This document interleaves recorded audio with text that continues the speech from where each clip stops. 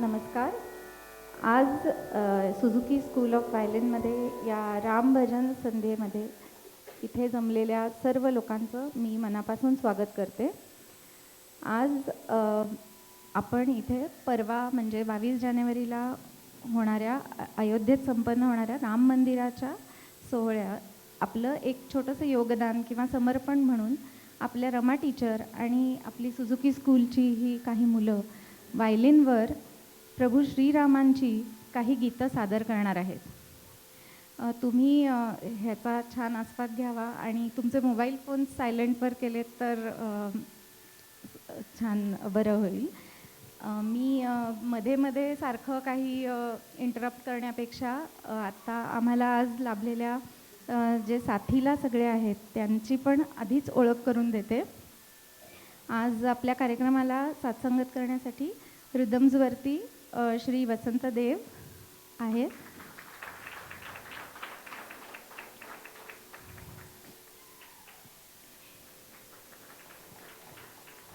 त्यानंतर तबल्यावर आहेत श्री गणेश तानवडे.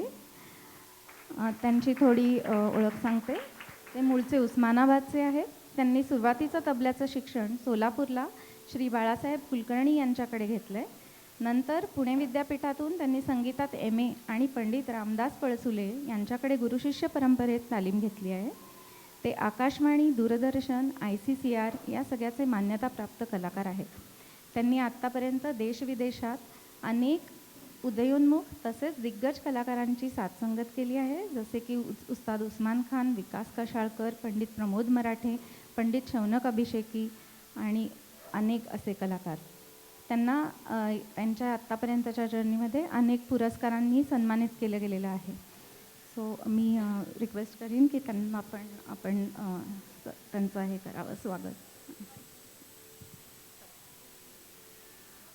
आता सिंथेसायझरवर आपल्याकडे आहेत कीबोर्ड हार्मोनियम वादक, स्वतः संगीत दिग्दर्शक आणि संगीत संयोजक असलेले श्री केदार परांजपे.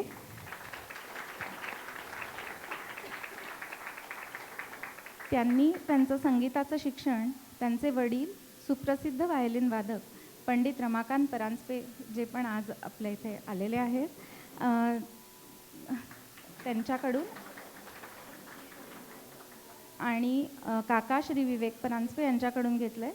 त्यांनी आजपर्यंत जगभरात अनेक दिग्गज कलाकार आणि नवोदित कलाकारांना साथ केली आहे, जसं की स्वर्गीय अरुण दाते, श्री श्रीधर फडके, आशा भोसले, पंडित हृदयनाथ मंगेशकर, शंकर महादेवन अशा अनेक दिग्गज कलाकारांना त्यांनी साथ केली आहे. रिसेंटली 2022मध्ये त्यांच्या अमेरिका दौऱ्यात त्यांना उस्ताद झाकीर हुसेन आणि पंडित सुरेश वाडकरजी यांना साथ करण्याचा अपूर्व योग आला.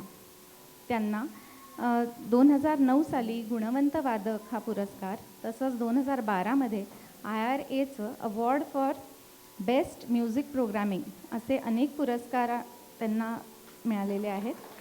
आणि त्यांची अजून एक जवळची ओळख म्हणजे ते आपले सुझुकी पेरेंट पण आहेत. त्यानंतर आज आपल्याकडे आपण खास आमंत्रित केलं आहे सौ गायत्री देवी पटवर्धन यांना आपल्या कार्यक्रमाचं निवेदन आणि निरूपण करण्यासाठी.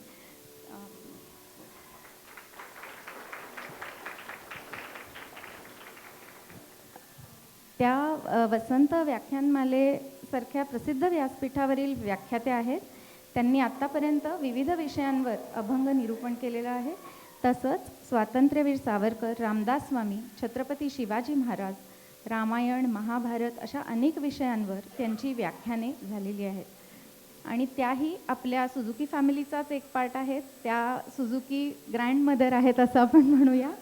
सो हे सगळे आपल्यासाठी आज इथे आलेले आहेत, त्यांच्या सगळ्या बिझी शेड्यूलमधनं वेळ काढून. आणि आय थिंक तुम्ही या सगळ्या आता कार्यक्रमाचा आस्वाद घ्यावा. आणि मी पुढचं हे आता निवेदन आणि हे गायत्री देवींकडे हे करते.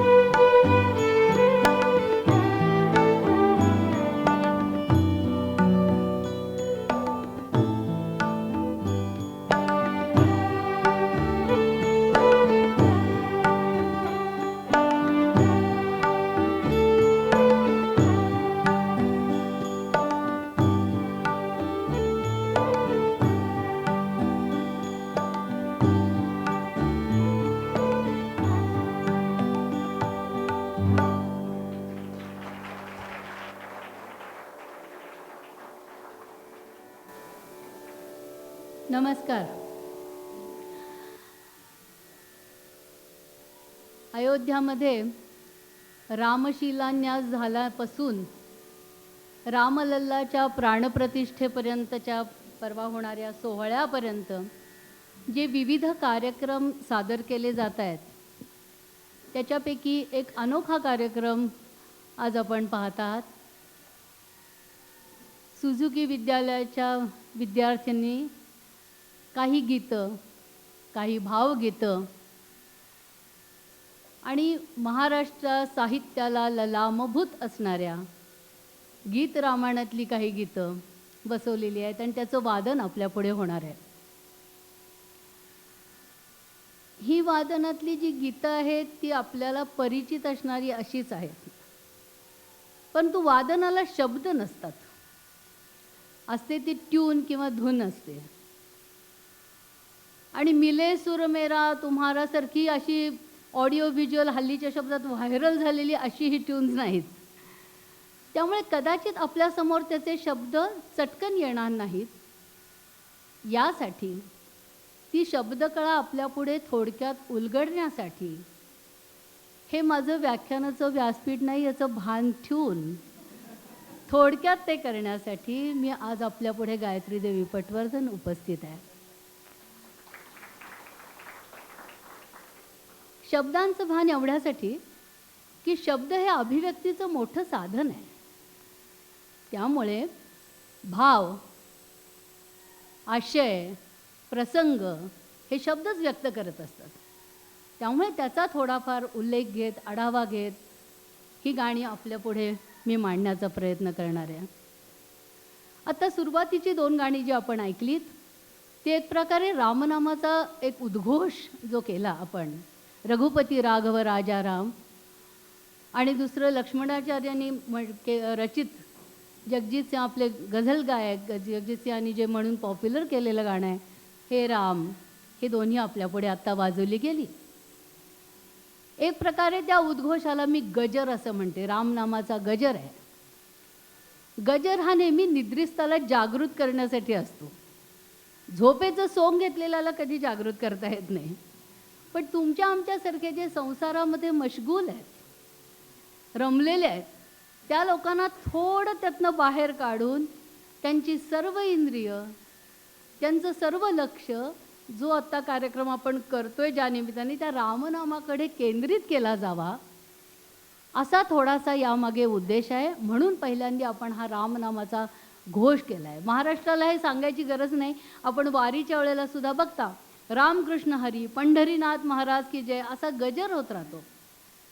तेव्हा आपण सर्वांचं लक्ष या ठिकाणी केंद्रित करून आपण सानंद ह्याचा आस्वाद घ्यावा अशी आपल्याला विनंती आहे. पुढचं गाणं आपल्यासमोर आता वाजणार आहे ते आहे नाम का गुणगान, राम का गुणगान. त्याचं वैशिष्ट्य असं आहे की 2 महान गायकांनी ते गायलेलं आहे. राम का गुणगान एक भजन संग्रह आहे. स्वर्गीय श्रीनिवास खळेंनी संगीतबद्ध केलेल्या रचना आहेत आणि 2 भारतरत्नांनी गायलेलं ते गाणं आहे. पंडित भीमसेन जोशी आणि भारतरत्न लता दीदी या दोन्ही भारतरत्नांनी गायलेलं हे गीत आपण आता ऐकूया.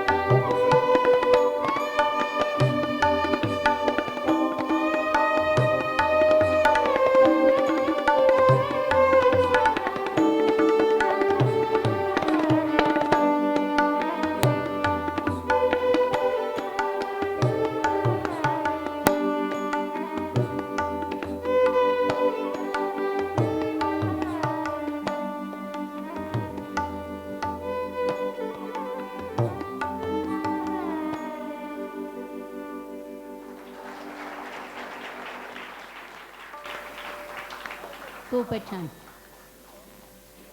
या पुढचं जे गीत आहे तो पंडित भीमसेन जोशी यांनी गायलेला अभंग आहे.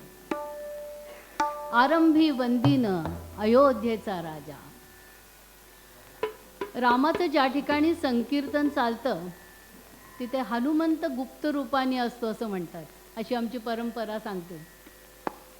त्यामुळे हनुमंताचा पाठ तिथे मांडलेला असतो. त्या हनुमंताची पूजा आणि बलोपासना ज्यांनी आग्रहाने सांगितली त्या संत रामदासांचा हा अभंग आहे.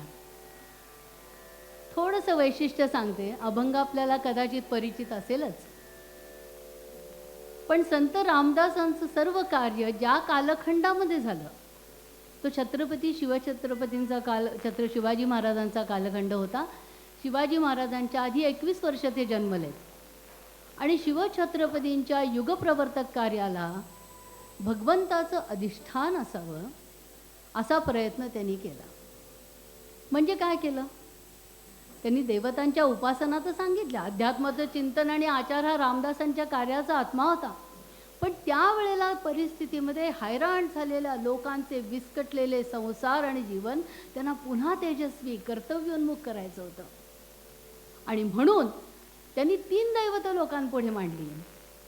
रावणाचा विध्वंस करणारा राम, राक्षसांचा नायनाट करणारी तुळजा भवानी आणि बलाची उपासना करणारे हनुमान. दास म्हणे ऐसे करा साधा मारुती हृदयी धरा, किंवा बळे आगळा वीर कोदंडधारी महाकाळ विक्राळ तोही थरारी. पुढे मानवा किंकरा कोण केवा प्रभाते मनी राम चिंतित जावा. विपरीत अवस्थेमध्ये सत्प्रवृत्ती जागृत ठेवून खंबीरपणाने उभं कसं राहायचं हे रामाने शिकवलं आहे. आणि म्हणून रामाला त्यांनी उभं केलेलं आहे. ज्या वेळेला देवळं पाडली जात होती तेव्हा रामदास स्वामी देवळं उभारीत होते आणि ते सर्व दास मारुती नव्हते, वीर मारुती होते. हे त्याचं वैशिष्ट्य आहे. चपेटा उगारून दैत्य निर्दालनासाठी निघालेल्या मारुतीची देवळं त्यांनी स्थापली, हे सूचक होतं. आणि म्हणून त्यांना ते सांगत होते की विवेक जागृत ठेवा, सदैव सावधान राहा, शत्रू कोण उचलून त्याच्यावर एकवटून घसरा, प्रयत्न चालू ठेवा, सद्गुणांची कास धरा, सारासार विचार करा. ही जी सर्व त्यांची जी शिकवणूक आहे ना, यालाच या अभंगाच्या शेवटी सावधान हा शब्द आलाय. कारण हे किती सांगितलं ना तरी माणसाचं मन इतकं चलबिचल चाललेलं असतं की शेवटी त्यामुळे रामदासांनी असं म्हणावंसं वाटलं त्याला, काही केल्या तुझे मन पालटेना, मन पालटेना. हे कडवं वाजवणार आहे तिथे आता म्हणून मुद्दाम सांगते. काही केल्या तुझे मन पालटेना, मन पालटेना. दास म्हणे जन सावधान, आरंभी वंदीन अयोध्येचा राजा, आरंभी वंदीन अयोध्येचा राजा.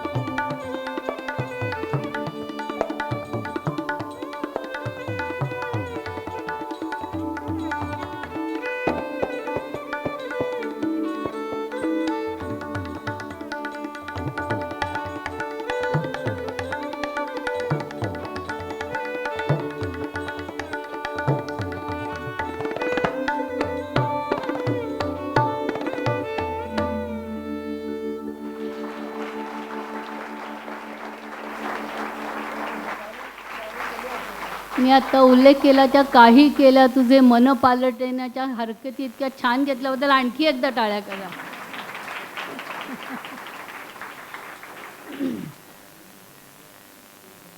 या पुढचं जे गीत आहे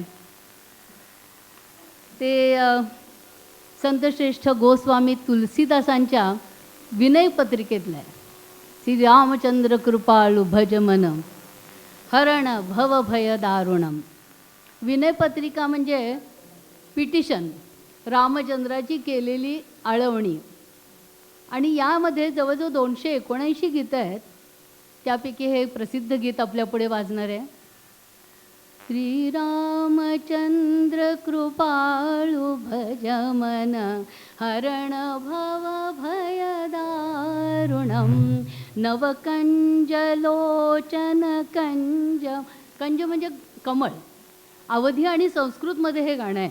नवकंज लोचन कंज मुख कर कंज पद कंजारुणम श्रीराम. नुकत्याच उमललेल्या कमलाच्या प्रमाणे ज्याचं मुख आहे, कमलाप्रमाणे ज्याचे लोचन आहे, डोळे आहेत, कमलाचा लालिमा ज्याच्या मुखावरती आभा पसरलेली आहे, कमलाप्रमाणे कोमल त्याचे जसे हात पाय आहेत, असं सर्व त्याचं रूपाचं वर्णन यामध्ये केलेलं आहे. एक प्रकारे हे रूपाचे जसे आपले अभंग असतात तसे हे रूपाचं वर्णन करणार आहे. त्या रूपामध्ये आपण आकृष्ट होऊन त्या देवतेकडे जावं हा त्यामागचा उद्देश आहे. तेव्हा ते उत्तम असं सुंदर सुमधुर गीत आपण आता ऐका. श्रीरामचंद्र चरण कृपालू भज मन.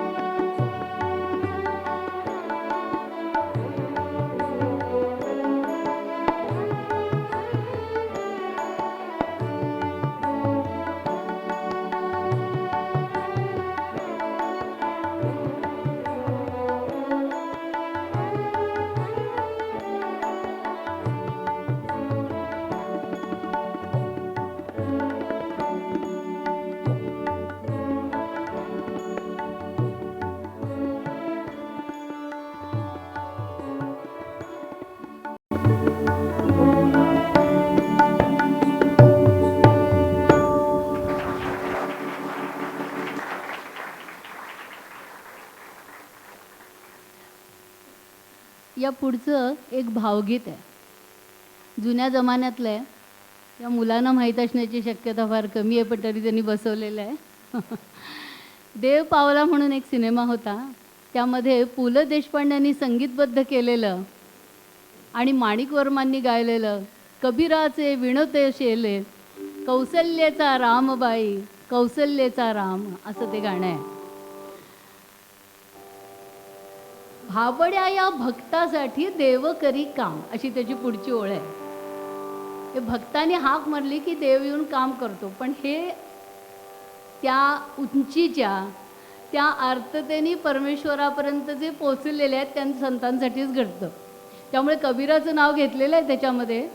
आख्यायिका अशी होती म्हणे की कबीर दोहे म्हणताना किंवा रामाचं स्मरण करताना त्यांना डुलकी लागते आणि शेला विणायचा राहून जातो, तो पूर्ण करायचा तो दुसऱ्या दिवशी, आणि रामचंद्र येऊन तो शेला विणून जातात आणि दुसऱ्या दिवशी कबीर पाहतात तर त्याच्यावर रामचंद्रांची नाममुद्रा उठलेली असते शेल्यावर.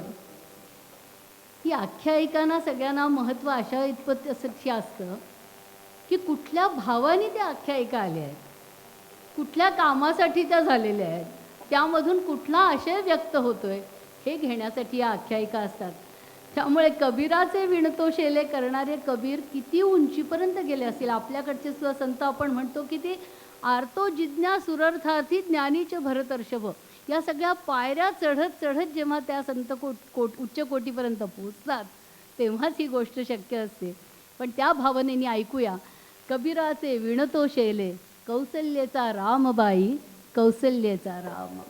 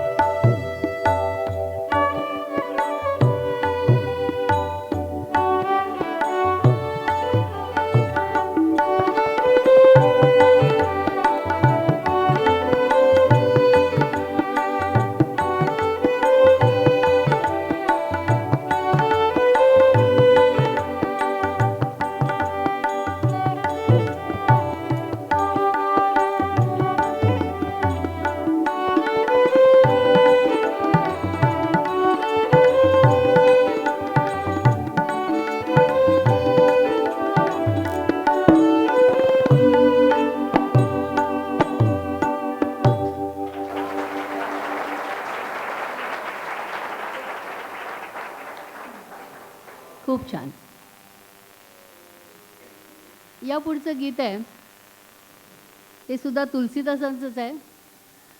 ठुमक चलत रामचंद्र बाजत पैंजनिया. खूप गायकांनी गाऊन अत्यंत लोकप्रिय केलेलं आहे. बालक रामाचं वर्णन त्यामध्ये आहे. मी आपल्याला मगाशी म्हटलं तसं रूपाच्या अभंगामध्ये जसं असतात तसं ह्या रूपाच्या गाण्यामध्ये आपण मोहून जावं असे शब्द या गाण्यामध्ये आहेत. ठुमक चलत रामचंद्र बाजत पैंजनिया.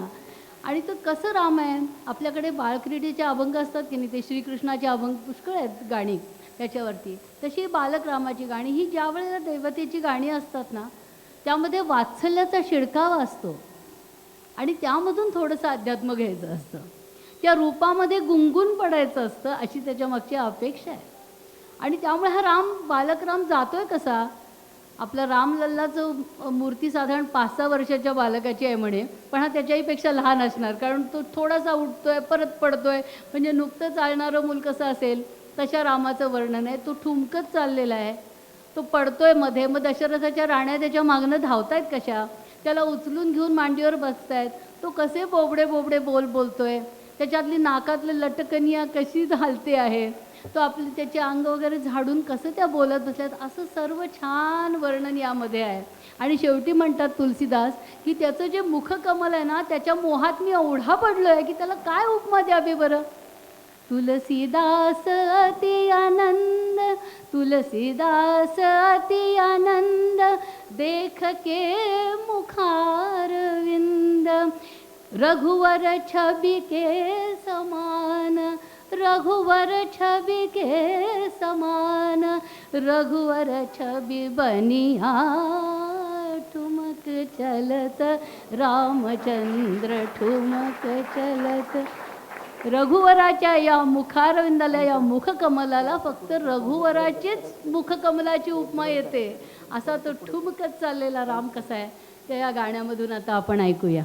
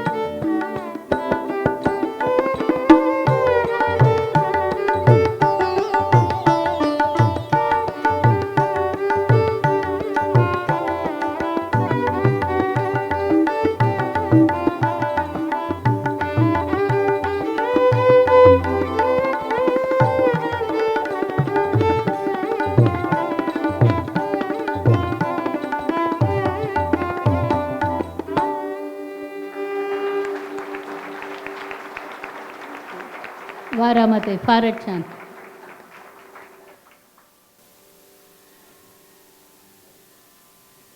या गतीने देवतेमध्ये अगदी रममाण झालेल्या लोकांना मनामध्ये जे वाटतं त्या संतांच्या प्रातिनिधिक स्वरूपातलं एक पुढचं गाणं आहे आपल्या पुढे येते. पायोजी मैने राम रतन धन पायो. संत मीराबाईंचा हा एक प्रसिद्ध असं हे गाणं आहे. मीराबाईंना त्या म्हणतायत की मला हे सद्गुरूच्या कृपेने मिळालं बरं का. वस्तू अमोलिक असे हे जे मला मिळाले आणि हे रत्न आहे. आपण जसं सोनं नाणं जवळ बाळगून ठेवतो ना, तसं ह्यांना मिळालेलं रत्न त्यांनी आता जपून आपल्या उराशी बाळगलं आहे. पण हे सहजासहजी झालेलं नाही. त्याच्यात पुढे ओळ आहे, जग मे सब खोवायो. मी सर्व सोडून दिलं गोष्टी. आपल्याकडे जसं ज्ञानेश्वरांच्या अधिक देखणे आपल्याला सगळ्यांना माहीत असलेला जो अभंग आहे, त्याच्यात एक ओळ आहे, देहबळी देऊनी साधिले म्या साधनी. सहसा नाही सापडलेलं, सहज गेलो आणि मिळालं असं नाही झालेलं बरं. तरी सुद्धा हे निवृत्तीनाथांच्या कृपेने मला झालं असं म्हटलं. या सर्व संतांनी आपल्या गुरुच्या कृपेने मला हा मार्ग सापडला आहे असं सगळीकडे म्हटलेलं आहे. देहबळी देऊनी साधिल्या म्या साधनी. मीराबाई म्हणतात जगामध्ये मी सगळ्या गोष्टी शोधून कष्ट केले, देह कष्टवलाय, इंद्रिय साधना केलेली आहे आणि मग मला हे अमोलिक रत्न जे प्राप्त झाले सद्गुरूच्या कृपेने ते मी मनाशी जपून ठेवले. आणि कसं आहे हे रत्न? धनाचा हव्यास असणार आहे त्यांनी फार छान सांगितलेलं आहे. आपल्याला सगळ्यांना पटेल म्हणून सांगते. खर्च न खोटे चोर न लूटे, खर्च न खोटे चोर न लूटे, बढ़त बढ़ दिन दिन बढ़त सवायो, पायो जी मैंने राम रतन धन पायो. मीरा के प्रभु गिरिधर नागर, मीरा के प्रभु गिरिधर नागर, हर्ष हर्ष जस गायो, पायो जी मैंने राम रतन धन पायो, पायो जी मैंने राम रतन धन पायो.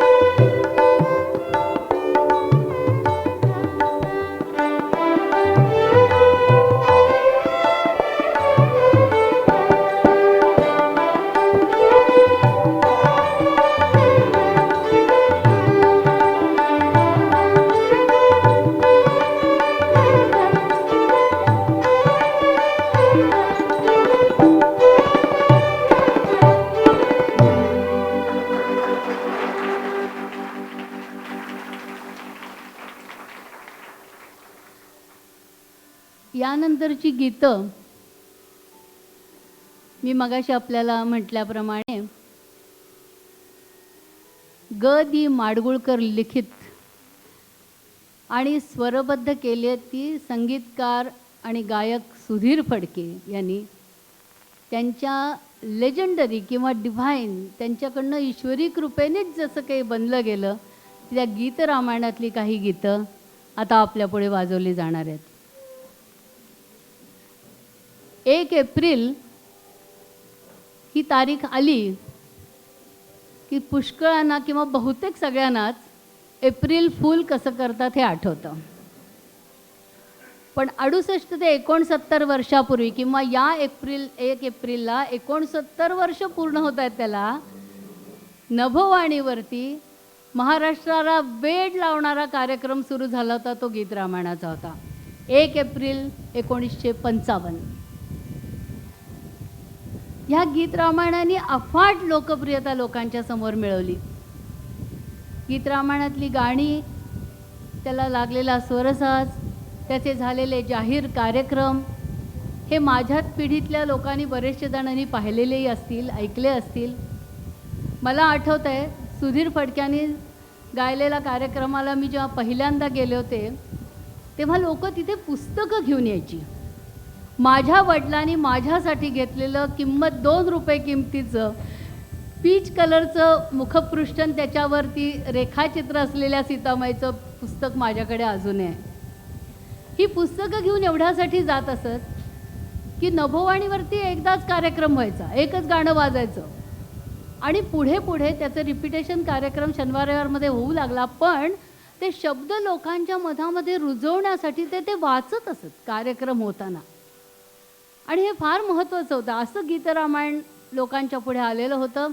या मुलांनी ते वाजवण्याचा प्रयत्न केला, याबद्दलच मला त्यांच्या संयोजिकेचं आणि मुलांचं कौतुक करायचं आहे.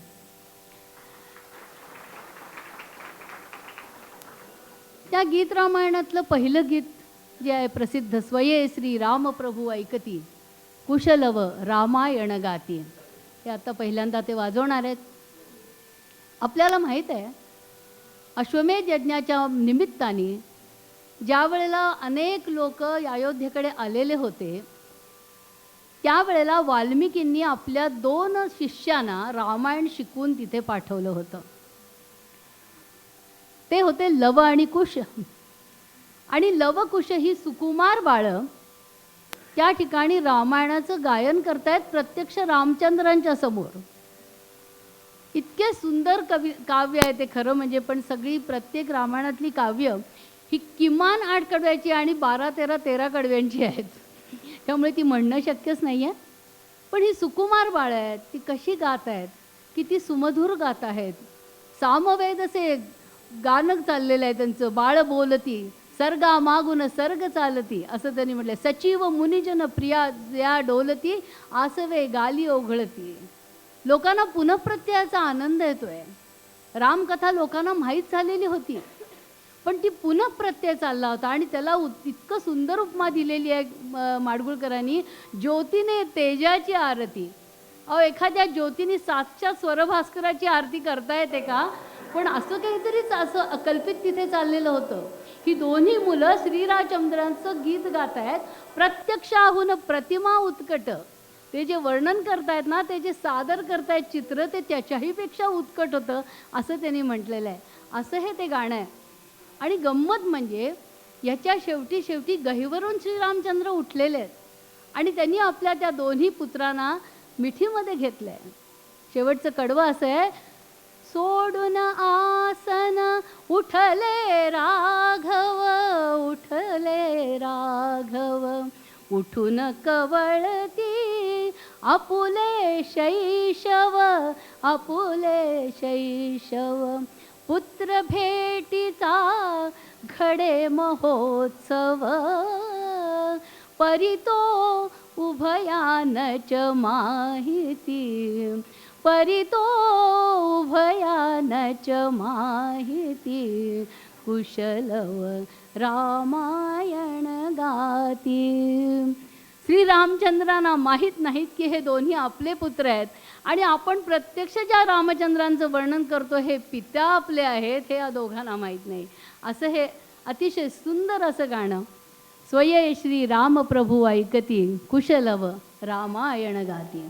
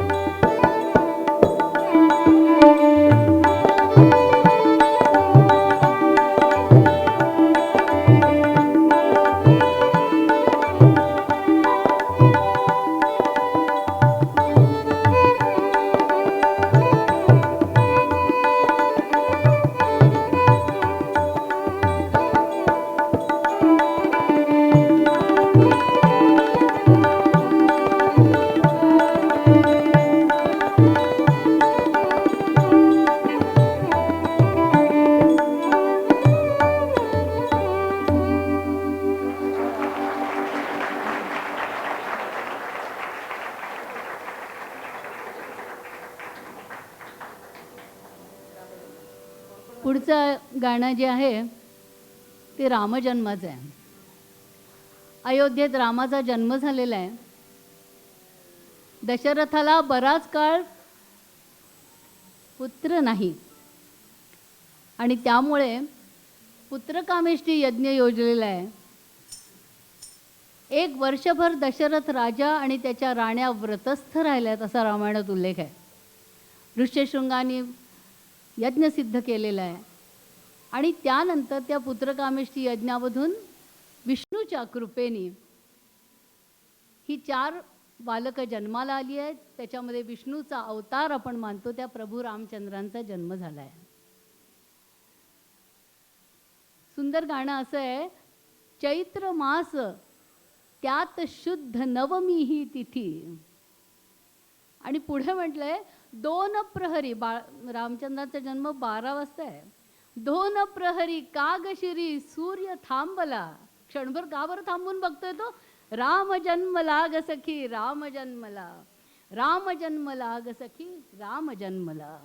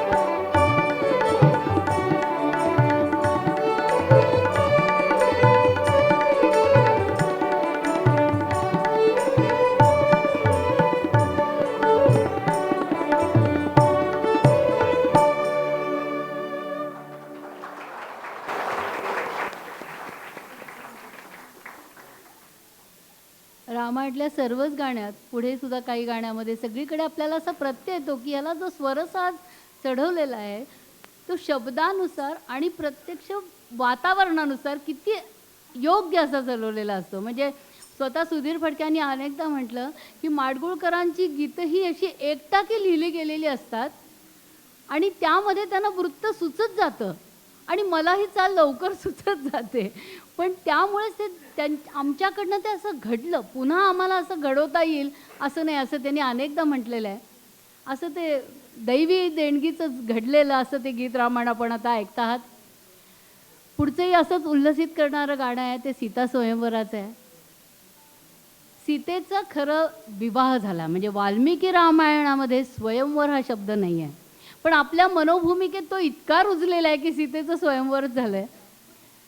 विश्वामित्र ऋषींनी राम आणि लक्ष्मणांना यज्ञरक्षणासाठी आपल्याकडे मागून घेतलं आणि दशरथाकडनं ही राजकुमारची द्वयी ते घेऊन गेले. त्यांनी शस्त्रसिद्ध अस्त्रसिद्ध सगळं केलं, व्युत्पन्न केलं. त्यांना ते आपल्याबरोबर तीर्थयात्रेसारखे वेगवेगळ्या प्रदेशातून घेऊन जात आहेत. त्यावेळच्या सामाजिक परिस्थितीचं ज्ञान त्यांना करून देत आहेत. आणि असं करत करत अहिल्याचा आणि गौतमाचा आश्रम ओलांडून ते मिथिलेच्या नगरीपाशी येत आहेत. या मिथिलेना नगरीमध्ये राजा जनक त्यांचं स्वागत करतोय आणि तिथे यज्ञ चालू आहे असा उल्लेख आहे. तर तिथे आल्यानंतर किती दिवस या यज्ञामध्ये होमच फक्त असं नाही, विचारांची देवाणघेवाण असते, बुद्धीचं आदान प्रदान असतं. आणि त्या ठिकाणी आता किती दिवस इथे राहायचं आहे असा उल्लेख केला. जनक राजा म्हणे त्यांना की निदान 12 दिवस तरी आपल्याला इथे राहायचं आहे.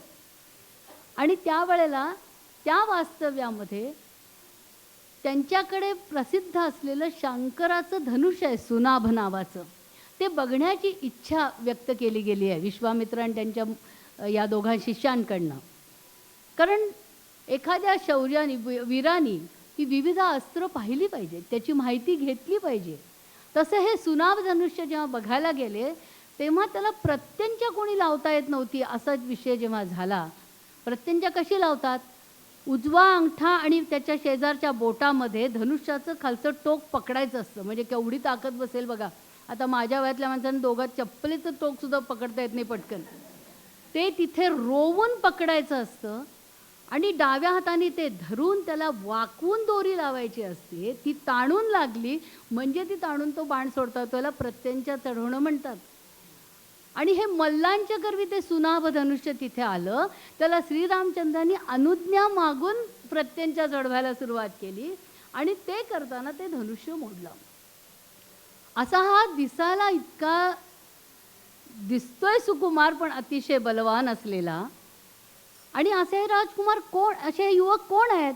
तेव्हा ते राजकुमार आहेत, अयोध्येचे राजकुमार आहेत असं कळलंय. तेव्हा जनक राजांनी आपली कन्या सीता यासाठी हा वर सुयोजित करावा असं सांगितलं. तेव्हा विश्वामित्र म्हणाले दशरथांना निरोप पाठवा. आणि मग पुढे ते सीतेचा विवाह झालाय. दोन्हीकडचे ऋत्विज आले, त्यांनी 60-60 पिढ्या सांगितल्यात म्हणे. म्हणजे आपापली कुलं वगैरे तपासून हा विवाह झालाय बरं का. तर त्या गोष्टीच्या वरती, त्या संबंध कथाभागावरती अतिशय सुंदर असं गाणं माडगुळकरांनी लिहिलं की जणू काही आकाशाशी धरणीचं नातं जमलं. आणि त्यांनी शब्द वापरलेत, आकाशाशी जडले नाते धरणी मातेचे, स्वयंवर झाले सीतेचे, स्वयंवर झाले सीतेचे.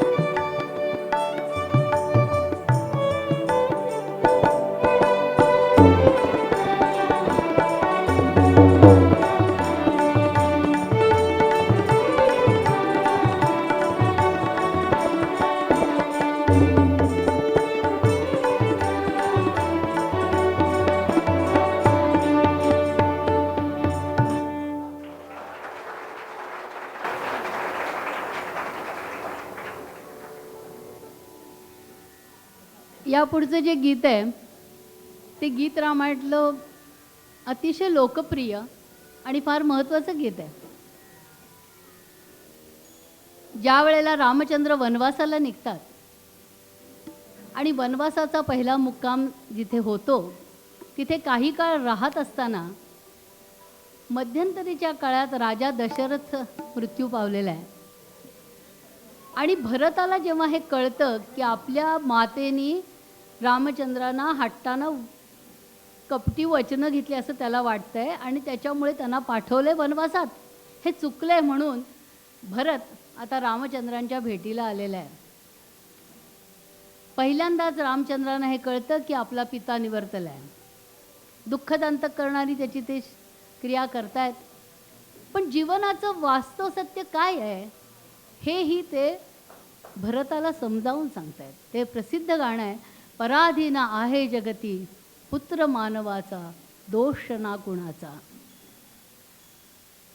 या गाण्याच्या भोवती 2-4 कडवी जी फार महत्त्वाची आहेत. त्याच्यापैकी एक तो म्हणतो की माय कैकयी ना दोषी नव्हे दोषी तात, राज्य त्याग कानन यात्रा.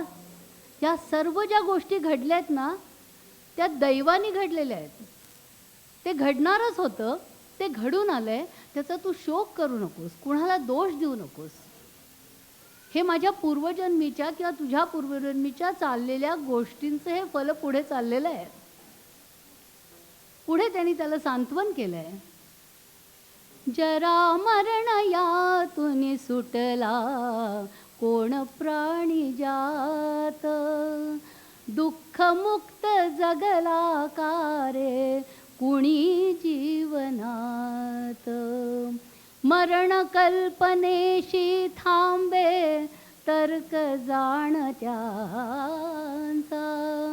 पराधीन आहे जगती पुत्र मानवाचा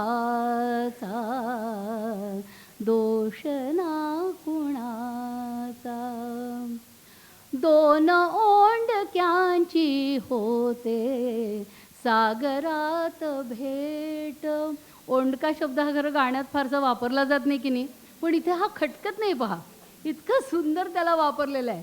असे 2 ओंडके इथे येतात. दोन ओंडक्यांची होते सागरात भेट, एक लाट तोडी दोघा पुन्हा नाही गाठ. क्षणिक तेवी आहे बाळा मेळ माणसांचा, पराधीन आहे जगती पुत्र मानवाचा दोष ना कुणाचा. आणि हे सगळं समजावून सांगितल्यावर त्याला म्हणतात की तर तूच एक आहेस, तू अयोध्येचा मान वाढव, तूच तिथे राजा आहेस आणि मी रंकवनीचा. आणि काही झालं तरी मी 14 वर्षाचं जे वचन दिले ते घेतल्याशिवाय अयोध्येला मी परत येणार नाही, हेही ते निक्षून सांगतायत. कथाभाग असा आहे की त्याला काही ऋत्विजय म्हणतात की रामा दशरथ राजा मृत्यू पावलेला आहे, आता त्याला दिलेलं वचन तुला पाळलंच पाहिजे नाही. त्यावेळेला श्लोक आहे की नीतीची आणि धर्माची सूक्ष्म ज्ञान असलेले आपण मला कसं सांगता. हे वचन मी माझ्या मातेला माझ्या पित्याला दिलेलं आहे, त्यामुळे मी निक्षून सांगतो की संपल्या विनाही वर्षे दशोत्तरी 4 अयोध्येस नाही येणे सत्य हे त्रिवार. म्हणून हे आता गाणं रमाताई स्वतः वाजवणार आहेत. पराधीन आहे जगती पुत्र मानवाचा दोष ना कुणाचा.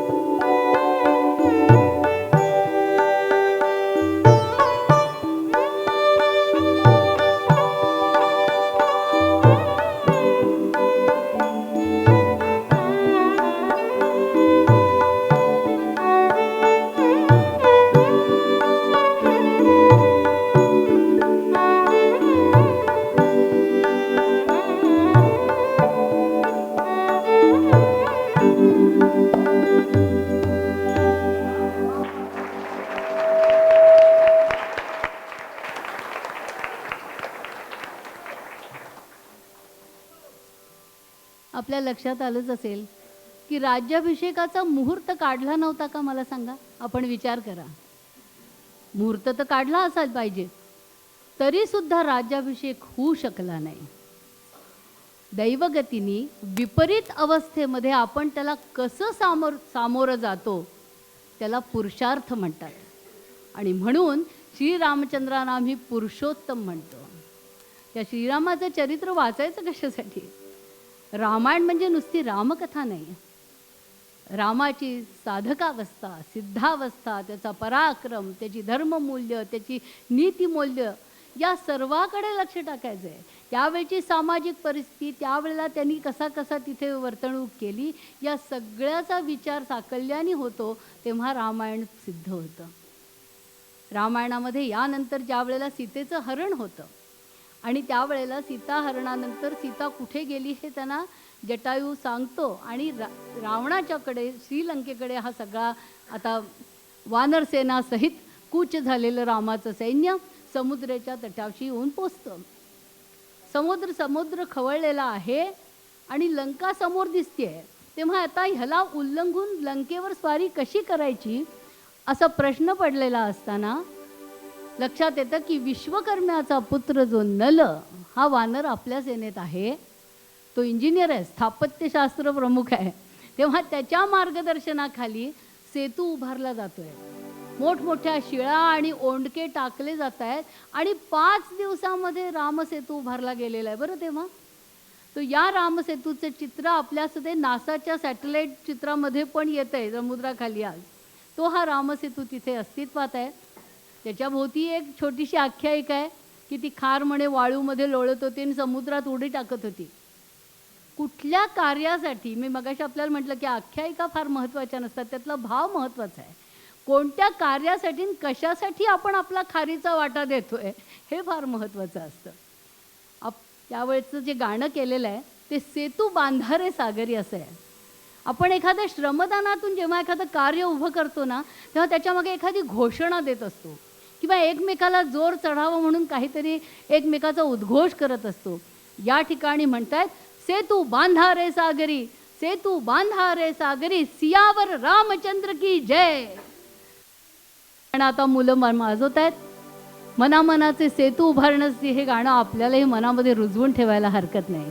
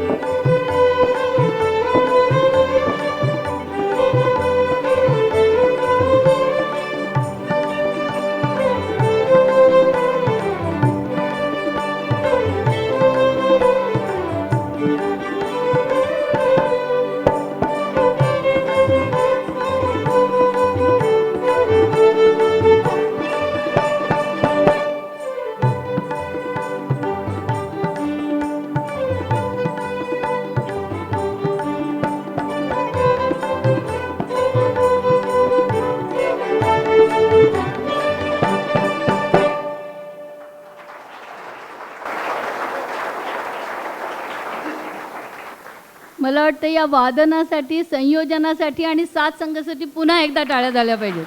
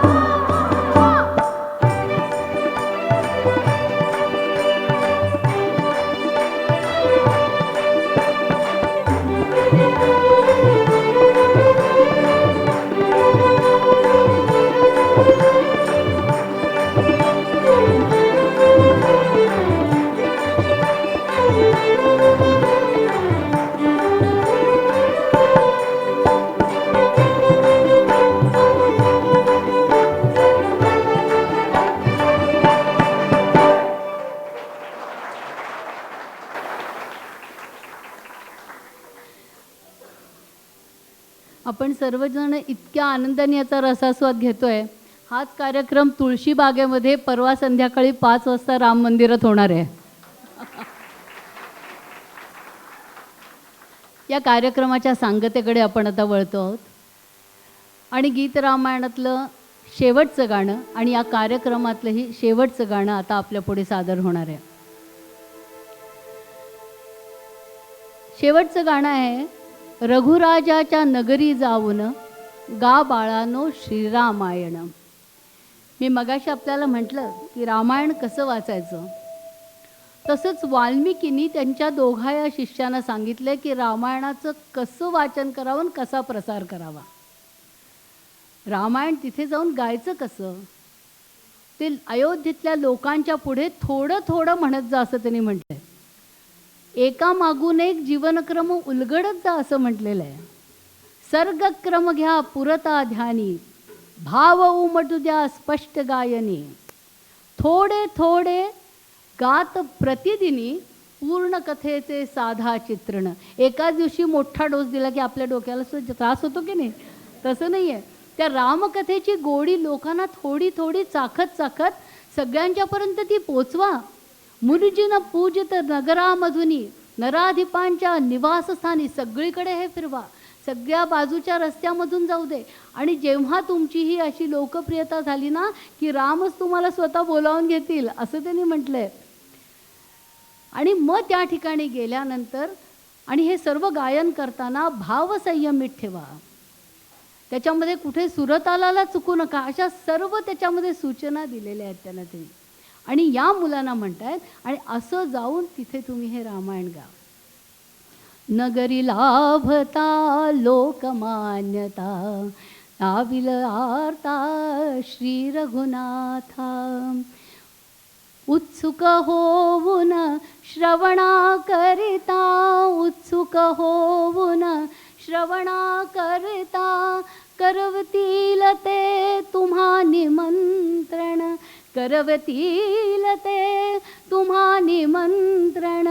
गावाळानो श्रीरामायण, गावाळानो श्रीरामायण. आणि काय सांगितलं शेवटी, यामध्ये कुठलीही धनाची अपेक्षा करू नका. नच स्वीकारा धना कांचना, नको दान ते नको दक्षिणा. काय धनाचे मूल्य मुनिजना, काय धनाचे मूल्य मुनिजना. अवघ्या आशा श्रीरामार्पण, अवघ्या आशा श्रीरामार्पण. श्रीराम श्रीराम श्रीराम श्रीराम. हे गाणं आपल्यासमोर आत्ता वाजवलं जात आहे आणि या ठिकाणीच मी माझं निवेदन संपवते आहे. आज या ठिकाणी झालेली वादनं, त्यातली गीतं, त्यामधून निर्माण झालेली स्पंदनं आणि आपण सर्व श्रोते, यामध्ये जर मी काही सुसंवाद साधला असेल तर आजच्या निवेदनाचं सार्थक झालं असं म्हणायला हरकत नाही.